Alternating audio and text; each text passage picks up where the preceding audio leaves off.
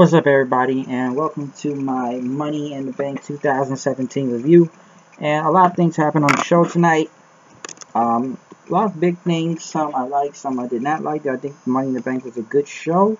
In a way, yes, from action-wise, I did question some of the finishes and stuff. I was talking to somebody, like, my friend literally called the whole pay-per-view of how it was going to go. He got every prediction right, and he should have played in the Wrestle Rumble. So, yeah, check out Stephen Andrews there. BSMK, check out that album, too. Goes to that on Bandcamp, I believe. But he got every prediction right of what was going to go down at Money in the Bank tonight, from the finish to everything. He got it all right. And, we kicked it off with the women's Money in the Bank match, Charlotte versus Becky versus Tamina versus Natalya versus Carmella, which I thought the match was good. I think it was decent at most, decent to good, but the finish of the Money in the Bank match. I did like when Charlotte did that little type of side corkscrew out of the ring in a way on, I believe, Tamina and Natalya, but Becky looked like she was about to win until James Ellsworth got in and knocked her out the ladder, and then he climbed up the ladder, and people are actually cheering for it, though, and saying yes, yes, yes, and everything. So, he got up there, and I thought the fans kind of popped for a minute, but James Ellsworth won. And I'm about to say, this is the hot part. It says, yes, it is a women's Money in the Bank match, but it doesn't make sense that a woman did not climb the ladder and grab the case, but a man grabbed the case and handed it to her, which pretty much James Ellsworth grabbed the Money in the Bank briefcase and gave it to Carmella, which some people thought, like, shouldn't Shane McMahon and Daniel Bryan come out and do something, which I even thought that was going to happen. And yeah, I think it was a weak finish in a way. It felt very anticlimactic, I'll say that. It was really anticlimactic how it was won. And yeah, it was a good match. There was a lot of crazy stunts out there with the ladders, and they did what they could with it. It wasn't a lot, but it was a good match, I will say that.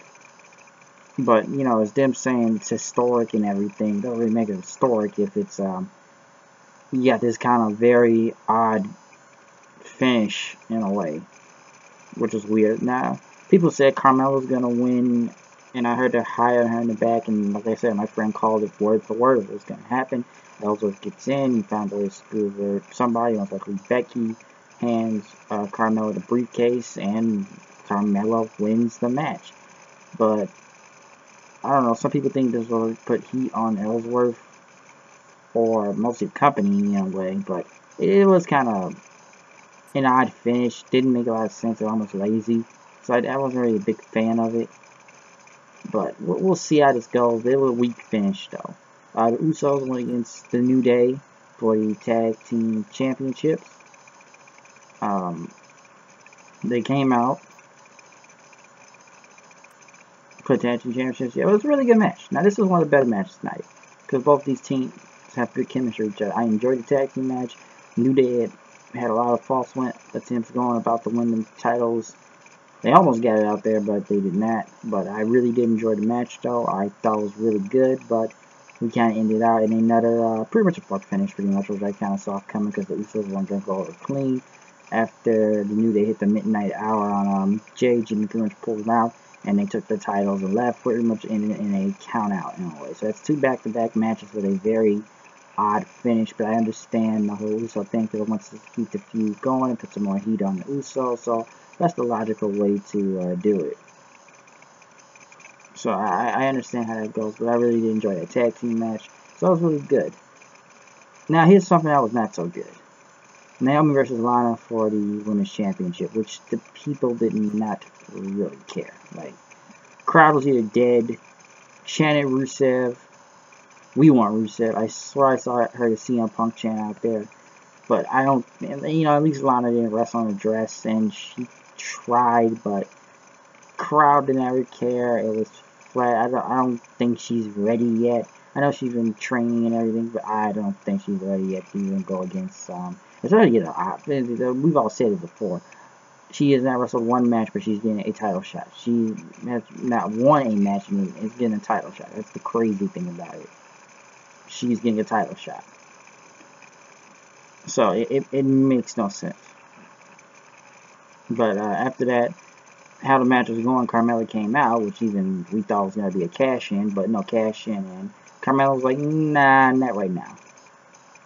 But Lana did something. I don't know. She tried to punch Naomi and do that slam again, but Naomi pretty much rolled out of it and hit a submission, pretty much like the Anaconda Vice, and she made Lana tap out. But this match was really not that good. This was a very bad match. There was a lot of spot calling out there too. I swear Lana called multiple spots out there. So she's just not ready yet. And I kind of knew. I didn't want this match to be a dumpster fire trash, but it kind of was coming into it. I kind of saw it coming. Now, one thing, oh yeah, we have to do a fashion police, fashion vice out there. I'm like a VCR, old 80s style type thing. Wonder who attacked them. We're going to find out tonight.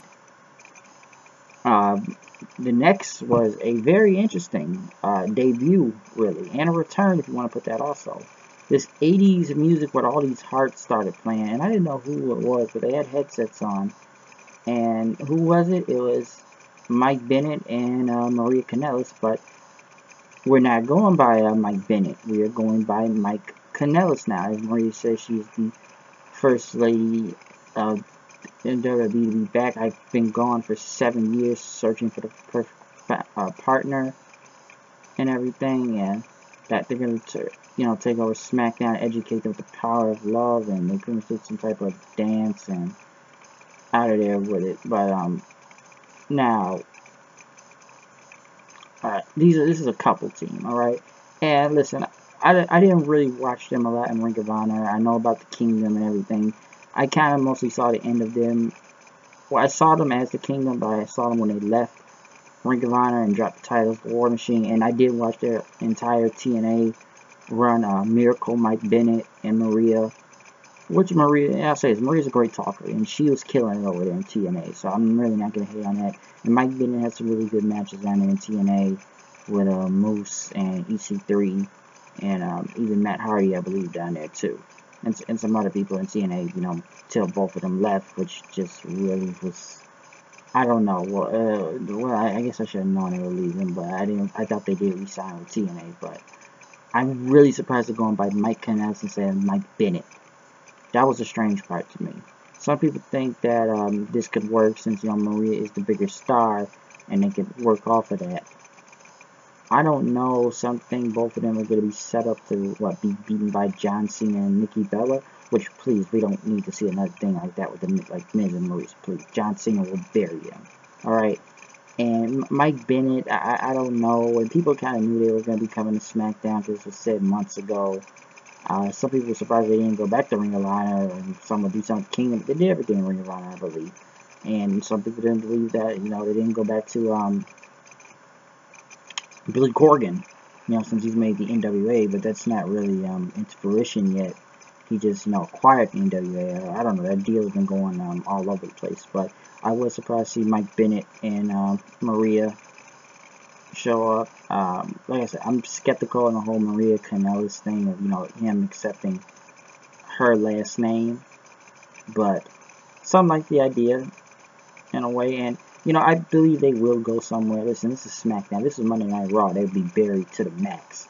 Alright, but it does add some more people to SmackDown in a way. So we'll see what Mike Bennett does. So I'm used to seeing the whole Miracle Mike Bennett thing, and I thought that was really good. I actually did like the music down there and stuff, but hey, we'll give him a shot. We'll see how it goes in SmackDown. I'm surprised they didn't go through NXT first, but hey, we'll see what happens with Mike Bennett and Maria, because I was actually surprised to see them.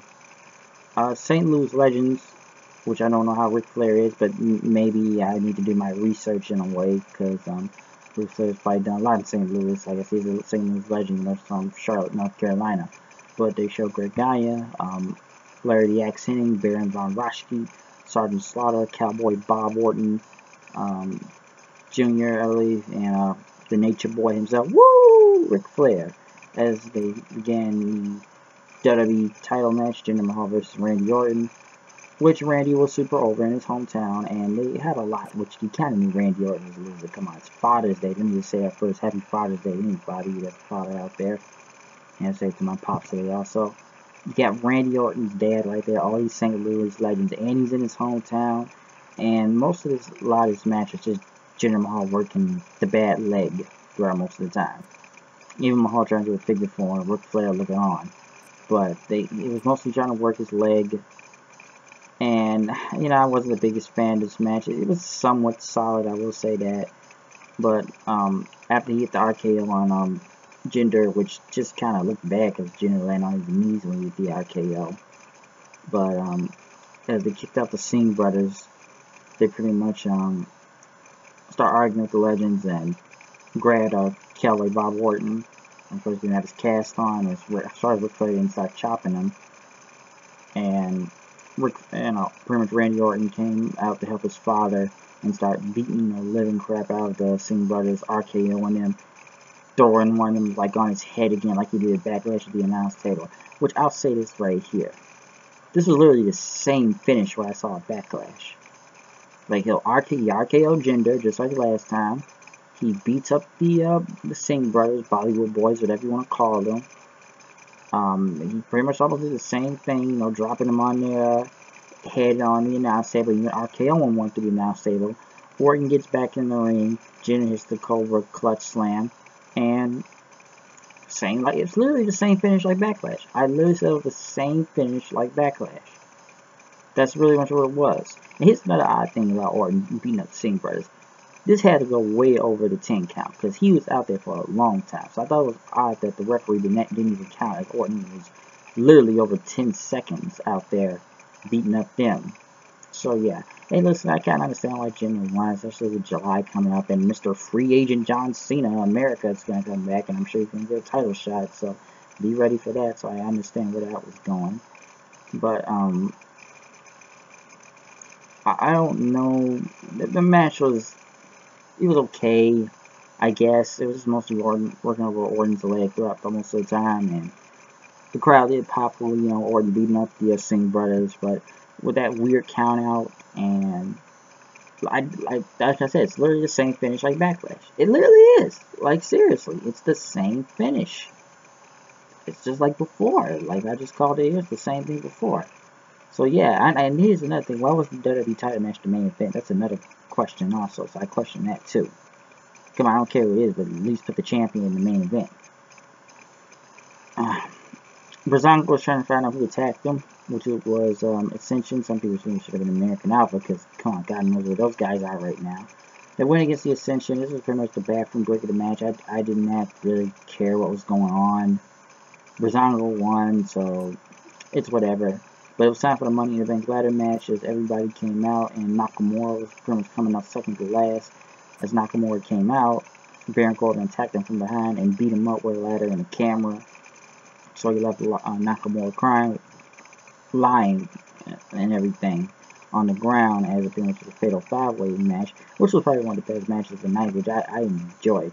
And yeah, I know Ziggler, and you know, Ziggler, he was kind of bleeding out there, I get that, but it was cool when he did a super kick on Corbin after Corbin knocked him out, after he tried to help him and everything, even though Ziggler was just not winning anything, because I just know those Ziggler's not winning anything. Sammy and Kevin Owens pretty much good out there, doing their pretty much all rivalry and everything, and Sammy hitting that back suplex on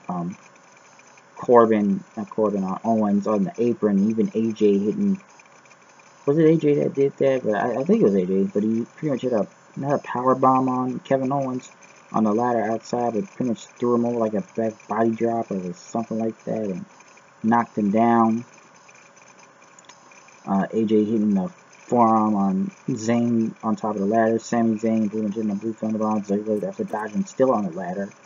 Like, it was a lot of great spots out there, right? Even AJ Styles hanging for his life on top of the cable with no ladder, but he eventually fell as Ziggler started to laugh in, and pretty much Corbin knocked Ziggler out of there as Corbin was in the ring with a ladder. Shinsuke Nakamura's thing pretty much hit, and he came back to the ring. People were singing the song. He was on pretty much winning the beast mode right here, hitting everybody with Kinshasa. He hit Ziggler with one, hit Corbin with one, hit Sami Zayn with one, killing everybody. Even as he picked up the ladder, Owens tried to grab him, but Nakamura which got in the ring, kicked his head off. Then, and as he set up the ladder, AJ Styles came in the ring, and holy crap, did the crowd go nuts for this. This was Wrestle Kingdom 10 rematch right here. as AJ Styles and Nakamura looked at each other. They pretty much put the ladder to the side and started throwing punches at each other. Pretty much hitting with a crazy amount of moves. You got AJ hitting his back fist combination, but Nakamura hit his suplex, back suplex on the way, and he's gonna hit this finisher on him, but the Kinshasa of Styles pretty much got up and hit him with the forearm right there. And as they pretty much kept battling each other, people were chanting, "This is awesome," and holy shit and stuff, which was, it was great. I thought it was great. And they pretty much started punching each other, which the people just loved. It gave you a taste of that same match which you saw last year at Wrestle Kingdom 10 in Tokyo Dome. And it just felt like a repeat of that tonight. But Corbin pretty much pushed him off the ladder and won the match. This is one of the best matches tonight, especially when you tease Nakamura versus Styles right there. And that's hilarious. So you want to do this? Let's stick them on. Wrestle Kingdom 10 rematch. Let's do it. But I enjoyed the match. I knew Nakamura wasn't winning after they got there on SmackDown. You know, I said this before. I kind of knew Baron Corbin was winning. I said this one. So you got 5 guys in the ring with really great talent. You got one with not so much. The one with not so much is going to win. I know people aren't really the biggest fan of Baron Corbin. I can understand all the people who call him boring or he's balding all the time or it's just not that interesting. I'll say this, Baron Corbin, I think he's not really that great on the mic in my opinion. I think he's okay, but he's not really that great. He just kind of sounds like he would sometimes. So I kind of knew he was going to win. I don't know what that's really going to do for the ratings for SmackDown. Really, that's going to put it up anything. I doubt it. And, you know, I just kind of saw it coming. Like, I knew everybody, Ziggler's just not winning anything because it's just Ziggler at this point. I had it on AJ, or maybe Sami Zayn. That's what I thought I was going to win. Kevin Owens has a title. So, Money in the Bank match was pretty much one of the best matches of the entire night. It was enjoyable, and I really did like it. As for Corbin winning, I don't know. As for what I've seen for a lot of people, it's been 50-50 on him. Of him winning the Money in the Bank ladder match. Some people are fans of Corbin. A lot to what I've seen are not fans that are really not gonna go off with it. I still think it's gonna look ridiculous. Soon he's gonna be champion soon though, folks. Since he's got the case, so watch out for it. Hey, you put the belt on Jinder, man, wouldn't make you think you're not gonna put it on Corbin. So yeah. But a lot of the show was predictable tonight. Like I said, well, my friend predicted the entire show. He predicted everything down to the T. And got it all right. Some people call this pay-per-view disappointing in some type of sense way, but I think it was really great matches. I just think there was some odd booking decisions and stuff. And there's only really 2 bad matches, mostly just the women's title match, which was bad, and the Ascension and Breezango was just a bathroom break match. Every other match was good. It's just question the booking of how it went, you know, from the whole Ellsworth thing and Jinder and Randy Orton and stuff. So yeah, but that's my Money in the Bank 2017 review. Check out my live reactions. I did not get any live reactions for the Money in the Bank Women's Ladder match or the tag team match because I was gone and I was watching the pay-per-view on my phone until I got home to see it. But I am out of here. I'll see you guys later. Live reactions, reviews, everything. Peace out. I'm out of here.